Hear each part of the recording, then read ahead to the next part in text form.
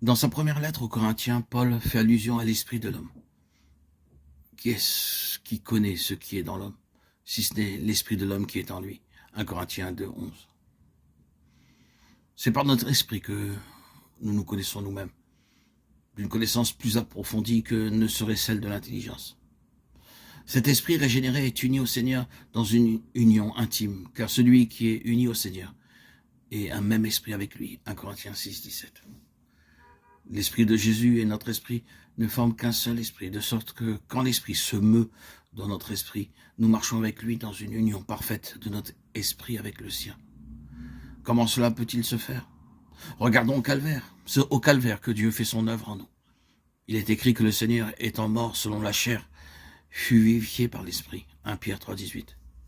C'est lorsque nous nous identifions avec Christ dans sa mort que notre esprit est vivifié et ressuscité en nouveauté de vie avec lui. C'est pourquoi il faut reconnaître la croix comme seule base de cette vie, selon l'esprit. De même que le Seigneur fut mis à mort au calvaire, ressuscité par l'esprit, de même, il nous faut aller au calvaire pour être spirituellement mis à mort selon la chair.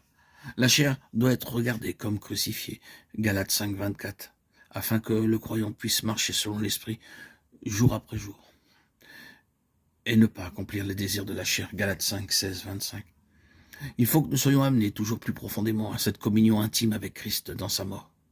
Le couteau de la circoncision, Colossiens 2, 11, doit trancher de plus en plus profond dans notre vie terrestre, jusqu'à ce que nous soyons séparés de toutes les choses qui nous attachent à la terre.